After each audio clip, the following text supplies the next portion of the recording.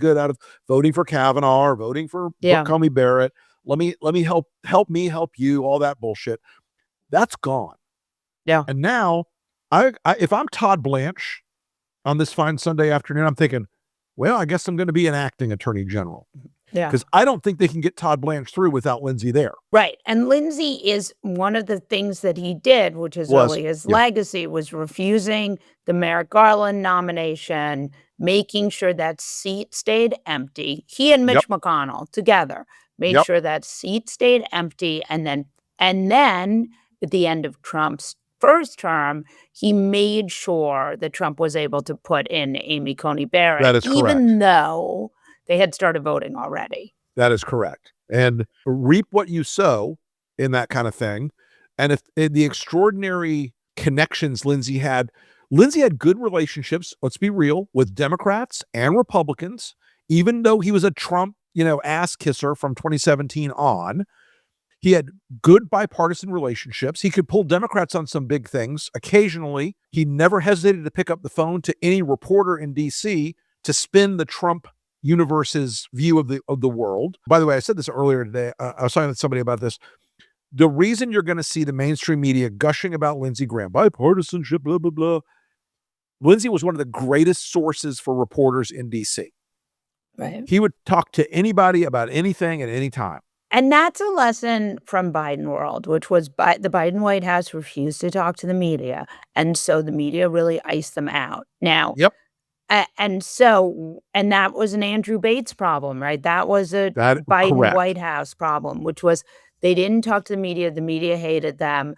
That ultimately undermined them when they needed to communicate with the media. That's right. Not that the media is there are people who will say like, oh, the mainstream media is corrupt or whatever. It's not, but it is very small, but you still need them because they do the reporting, which, creates the stories which live on Instagram or on YouTube TikTok or whatever. Yeah. Molly, that's exactly right. That's really exactly on point. And a lot of these people that look to Lindsey Graham to translate Trump for them in the media no longer have that. They look at Lindsey as a guy that they knew for 25 years. He's John McCain's wingman. He's this, he's that. He's not a Tea. Remember, Lindsey was not a Tea Party Republican. Lindsey was a rhino. Lindsey, on paper, Lindsey was a rhino. Lindsey was an establishment guy. Lindsey was a McConnell kind of guy. Right. The transformation in 2017 was disingenuous, but it was so he could continue to have power. He wanted one big thing, and that was a war with Iran. That was Lindsey's number 1, 2, 3, 4, and 5 And he got goal. it. Yeah, and he died knowing it was a fuck up. Yeah. Part of why Lindsey Graham is so instructive in this moment is because he did the thing loudly that the rest of the Republicans did quietly. Correct.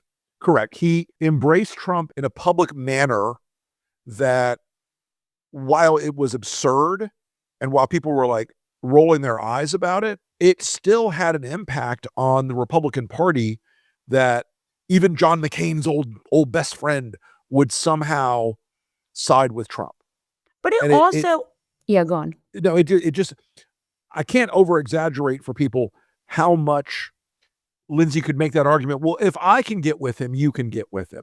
Yeah. but I also think it was both, but it was what was happening with other Republican senators and Republican Congress. It was just that, that Lindsey had that tweet where he said that Trump was going to destroy them all. And, but ultimately he was right. Yes. But he very much loudly sort of showed us what he was doing. Now, my question at this moment is, you have Trump still wanting the Save America Act. You have the housing bill. A piece of legislation has actually passed. Back to State of the Union, the world reeling from the sudden death of Senator Lindsey Graham. Joining us now on the phone is President Trump to talk about his friend and ally. Mr. President, thank you so much for joining us. Obviously quite a shock. The senator was a close ally of yours. He referred to himself as your North Star, the Trump guy in the Senate. What are your thoughts about Lindsey Graham this morning? Well, it's devastating. I thought he was fine. He called me last night. He just got back from Ukraine, and he had a great trip. He was telling me about the trip. He was pushing very, very hard. You probably know he wanted to do the Save America Act, that he was talking about that. He was full of vim and vigor. He was tired. He said, "I'm tired," because it's a long trip. But other than that, he was fine. And he called me, I guess, just moments before, because he called me like at 6:30 or something, and the medical people got there a little bit later, right after that. What a terrible loss it is. He's a great politician. He was a natural. There are very few of them. He was a natural politician. Got along with everybody. When he didn't, he was very tough. He was a tough cookie too, but he got along with everybody. Yeah, he had some harsh words about you 10 years ago when you were running against each other. Did. Well, he ran against me, and he was, formidable. He was tough cook. He was tough and smart, and that's where I got to know him on the campaign. I didn't know him before then, and I spoke to him maybe once in my life before then, but I got to know him. He was one of the 17 people that ran against me, and he was, a smart guy. And it was a nasty campaign. He was tough and nasty, but I was nasty too. And it worked out fine. And I got to know him by little drips and drabs, and then we became friendly. And there was no better advocate. He was a fantastic advocate in the Senate, and he could do things that other people. He was able to. If I had a really big problem with a certain Democrat, he could work it out. That's something most Republicans can't do. As you just mentioned, he died right after returning to Washington, D.C. from a trip to Ukraine. It was his 10th trip there. He was a strong belief in interventionism, a staunch defender of Israel, staunch advocate for Zelensky. How influential was he with you when it came to foreign policy? Well, we disagreed a little bit, but overall, I'm a big Israel person. He was certainly that. I wanted to see the war with Ukraine end very quickly. I think he was more into, keeping it going. Frankly, he was very, very militant having to do with that. But I was from the standpoint of 25,000 people dying every month. I didn't like that. And he was a very strong military person. So am I.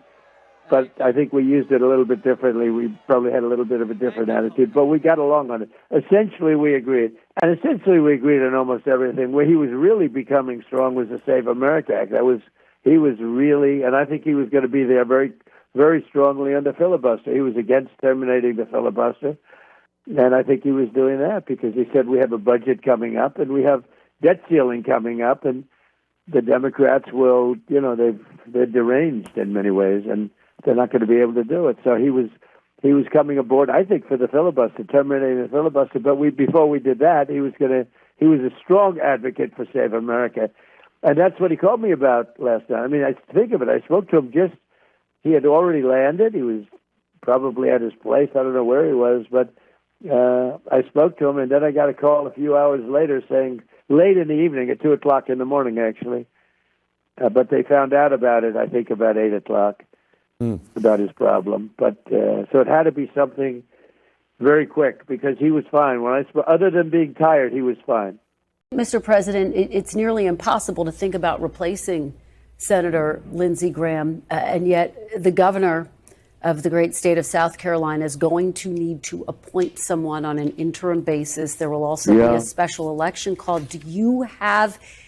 I know it's only hours, but is there someone you think he should appoint? Is there someone you think he will appoint? I have somebody that I think would be great, but I don't want to say it now because it just, it's too soon with Lindsey. Mm-hmm. I don't want to even talk about anybody, but I do have somebody that I think is really good. The governor is a good friend of mine. I've endorsed him. I endorsed him early on, and he endorsed me right from the beginning as a person that never did this before. In 2016, he came out and very strongly endorsed me, and then I made up for it. I removed somebody from office that I didn't think was so good, moved her over to the United Nations. 95% of my doing that, because the United Nations job was not exactly tough. It could be very important, but she was okay at it. But I did it because Henry McMaster was the lieutenant governor, and by moving her, I got myself a great.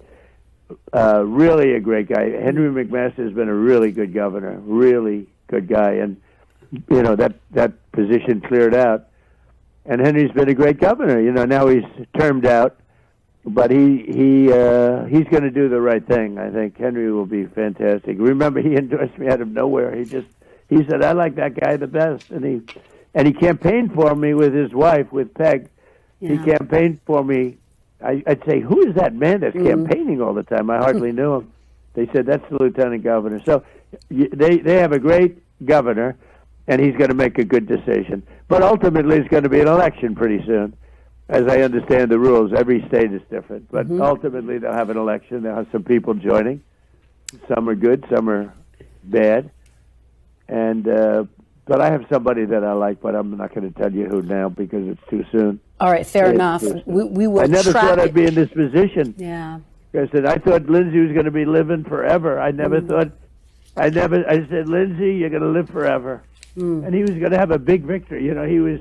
He was scheduled to win by a lot. He had my support, and he was going to win by a lot. He was going to have one of his best elections ever, and now he's got this. Terrible. So, folks, it looks like the Senate is revolting against Trump, and this is important when it looks like for his confirmations and passing laws and his laws being rejected, because there's a few factors here. One, there's people getting sick and tired of Trump. Two, the Senate, the people have a longer like lifespan in the Senate, right? People are there for more years, and their terms are 6 years. And so if you've just been elected, especially, you don't have to fear Trump as much. If you say just got elected in 2024 alongside Trump, you don't face re-election until 2030. Trump won't be president anymore. He might not be alive I'm not to get too grim here, right? It might happen before then. And so he doesn't have a direct threatening power over you like he would if you're a MAGA member of the House, where every 2 years you're up for election. That really means every year, basically, because the campaigns are like a year long. You're campaigning almost perpetually in the House. And so in the Senate, they're standing up to him there. There's different electoral incentives. When you run statewide, it's more likely that you have to have a broader vote. Yes, there are deep red and deep blue states, but there aren't that many states that are as red as the reddest districts. And so if you want to win a Senate seat in Maine, you have to have different priorities than if you want to win a House district in Alabama, right? These are different priorities, right?